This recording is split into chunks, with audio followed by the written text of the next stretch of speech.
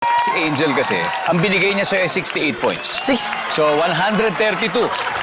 At this point, makikita na ng viewers ang sagot ni Angel. Taas pare. Pengin kami 25 seconds.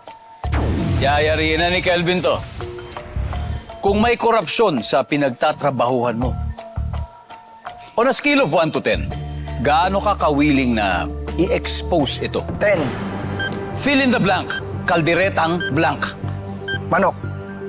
Sa gabi, hindi mo sasagutin ng phone call kapag anong oras na. Alas 12. Ingredient ng lumpiang ubod. Ubod. Traffic rule na never mong i-violate. Slow down. Let's go, Kelvin.